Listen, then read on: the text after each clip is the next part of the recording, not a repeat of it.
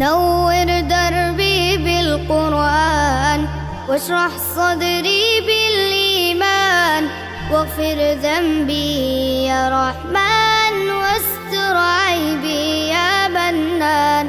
الحمد للہ والصلاة والسلام علی رسول اللہ وعلی آلہ وصحبہ وموالا. محترم بھائیو، السلام علیکم ورحمۃ اللہ وبرکاتہ.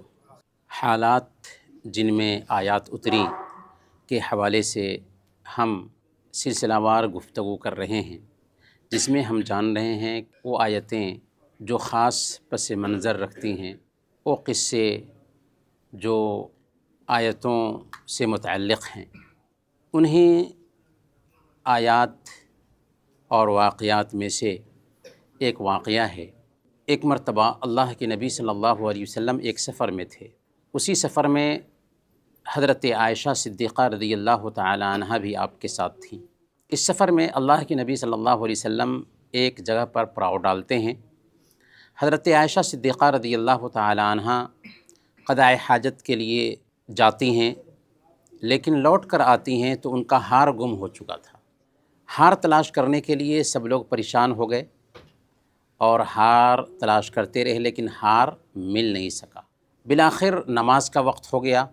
جیسا کہ حضرت عائشہ صدیقہ رضی اللہ تعالی عنہ نے بیان کیا کہ یہ بیدہ یا ذات الجیش کی جگہ تھی.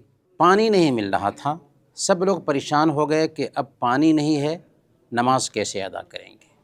اس وقت تک تیمم کا کوئی حکم نہیں آیا تھا. حضرت ابوبکر صدیق رضی اللہ تعالی عنہ نے جب لوگوں کی شکایت سنی کہ عائشہ کا ہار گم ہو گیا، جس کی وجہ سے ہم لوگ اس کے تلاش میں لگے اور یہیں پر نماز کا وقت ہو گیا، اب نماز کا مسئلہ پیدا ہو گیا ہے، تو حضرت ابوبکر صدیق رضی اللہ تعالی عنہ اپنی بیٹی عائشہ رضی اللہ تعالی عنہ کے پاس جاتے ہیں، ان کو سخت سست کہتے ہیں، ان کی کونکھ میں مارتے ہیں. حضرت عائشہ صدیقہ رضی اللہ تعالی عنہ کہتی ہیں کہ میرے ران پر اللہ کے نبی صلی اللہ علیہ وسلم سر رکھ کر کے آرام فرما رہے تھے، اس لیے میں ہلی بھی نہیں کہ اللہ کے نبی صلی اللہ علیہ وسلم کو تکلیف ہو. اسی بیچ اللہ رب العالمین نے یہ آیت کریمہ اتار دی. فَلَمْ تَجِدُوا مَاءً فَتَيَمَّمُوا صَعِيدًا طَيِّبًا فَامْسَحُوا بِوُجُوهِكُمْ وَأَيْدِيكُمْ مِنْهُ، جس کے اندر وضو کا طریقہ بتایا گیا تھا. پھر یہ بتایا گیا تھا کہ اگر پانی نہ مل سکے تو کیا کرنا ہے، کہ اگر تم پانی نہ پاؤ تو پاک مٹی کا قصد کرو، یعنی تیمم کرو، اپنے چہروں اور اپنے ہاتھوں کا مسح کر لو. یہاں پر غور کرنے والی بات سب سے پہلے یہ ہے کہ اللہ رب العالمین نے حضرت ابوبکر صدیق رضی اللہ تعالی عنہ کی فیملی کے ذریعہ امت پر ایک بہت بڑی آسانی پیدا فرمائی کہ ایک انسان وضو کرنے کا مکلف بنایا گیا ہے، لیکن اگر وہ پانی نہیں پاتا ہے تو کیا کرے گا. چنانچہ اس کے لیے اللہ تعالیٰ نے آپشن رکھا کہ پانی نہیں مل رہا ہو یا پانی کے استعمال میں زحمت ہو، بیماری کے بڑھنے کا اندیشہ ہو، تو ایسی حالت میں تیمم کیا جا سکتا ہے. یہاں پر یہ بات نوٹ کرنے کی ہے کہ ایک دوسرا واقعہ جس میں حضرت عائشہ صدیقہ رضی اللہ تعالی عنہا کا ہار گم ہوا تھا، اور اس پس منظر میں منافقین نے حضرت عائشہ صدیقہ رضی اللہ تعالی عنہا کی عزت کو اچھالنے کی کوشش کی تھی. یہ غزوہ بنو المصطلق کا واقعہ ہے، جو علیحدہ واقعہ ہے. اس کا تیمم کے قصے سے کوئی تعلق نہیں. یعنی تیمم کا جو واقعہ پیش آیا تھا یہ بنو المصطلق کے واقعے میں نہیں، یہ دوسرا واقعہ ہے. برکیف جب اونٹ کو اٹھایا گیا تو اسی اونٹ کے نیچے حضرت عائشہ صدیقہ رضی اللہ تعالی عنہ کا ہار مل گیا. لیکن وہاں رکنے کی وجہ سے امت کے لیے جو آسانی پیدا ہوئی، اس آسانی کو دراصل اس واقعے سے ہم سمجھ پاتے ہیں کہ شریعت نے تیمم کی آسانی پیدا فرمائی. اچھا، آیت میں کیا فرمایا گیا؟ تیمم کی چھوٹ بھی بتائی گئی. اس کے بعد کہا گیا کہ تمہیں تیمم کیسے کرنا ہے. فَامْسَحُوا بِوُجُوهِكُمْ وَأَيْدِيكُمْ مِنْهُ، اپنے چہرے پر مسح کرو اور اپنے ہاتھ پر مسح کرو. گویا کہ تیمم میں دو کام کرنے ہوتے ہیں. پہلے نمبر پر نیت ہوگی، دوسرے نمبر پر زمین پر ہاتھ ماریں گے، اگر اس میں غبار آ جاتا ہے تو اس میں پھونک مار دیں گے، پھر چہرے پر مار لیں گے اور پھر دونوں ہاتھ پہ مسح کر لیں گے۔ اس کی وضاحت خود اللہ کے نبی صلی اللہ علیہ وسلم نے بیان فرما دی ہے۔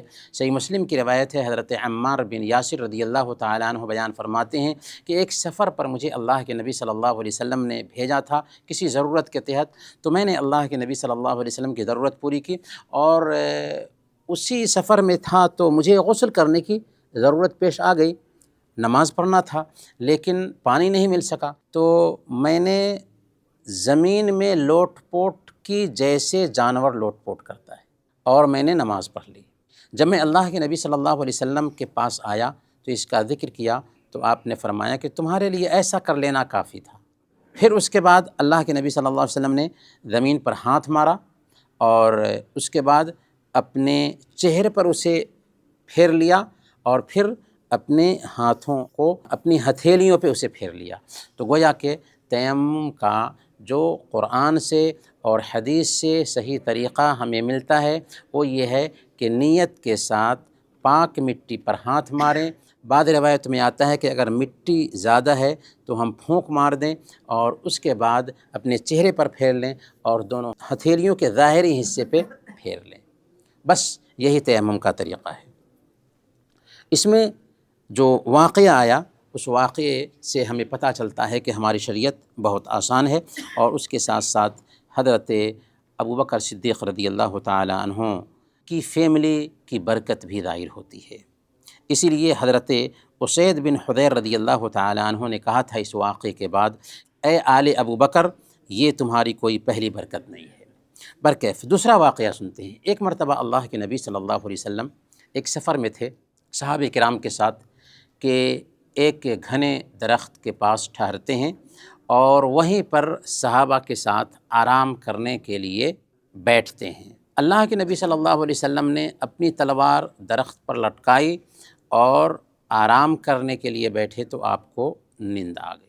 ایک دشمن آیا اور اس نے اللہ کے نبی صلی اللہ علیہ وسلم کی جو تلوار لٹکی ہوئی تھی اسے اپنے ہاتھ میں لیا، اللہ کے نبی صلی اللہ علیہ وسلم کو گستاخانہ انداز میں جگایا اور کہا من یمنعک منی، اے محمد بتاؤ تمہیں آج مجھ سے کون بچائے گا۔ اللہ کے نبی صلی اللہ علیہ وسلم کا ایمان اور عقیدہ اللہ کی ذات پر ایسا تھا کہ کہا اللہ۔ نہ جانے اس لفظ میں کون سی تاثیر تھی کہ دشمن تھر تھر کانپنے لگتا ہے اور اس کے ہاتھ سے تلوار گر جاتی ہے۔ اللہ کے نبی صلی اللہ علیہ وسلم اس تلوار کو ہاتھ میں لیتے ہیں اور فرماتے ہیں کہ بتا اب تجھے مجھ سے کون بچائے گا۔ اس نے اللہ کے نبی صلی اللہ علیہ وسلم کے رحم و کرم کی بات کی اور کہا کہ یا رسول اللہ اگر آپ رحم فرمائیں گے تو میں بچ سکتا ہوں۔ چنانچہ اللہ کے نبی صلی اللہ علیہ وسلم نے اس انسان کو معاف فرما دیا۔ اسی پس منظر میں اللہ تعالیٰ نے یہ آیت کریمہ اتاری، یا ایھا الرسول بلغ ما انزل الیک من ربک وان لم تفعل فما بلغت رسالتہ۔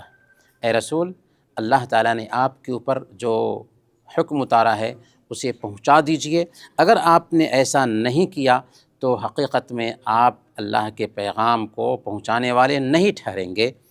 واللہ یعصمک من الناس، اور اللہ تعالیٰ آپ کو لوگوں سے بچائے گا۔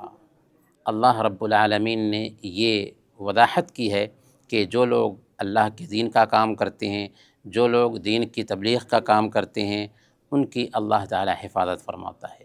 جیسے اللہ تعالیٰ نے اپنے نبی سے وعدہ کیا کہ آپ اللہ کے دین کو پہنچائیے، اللہ تعالیٰ آپ کی حفاظت فرمائے گا۔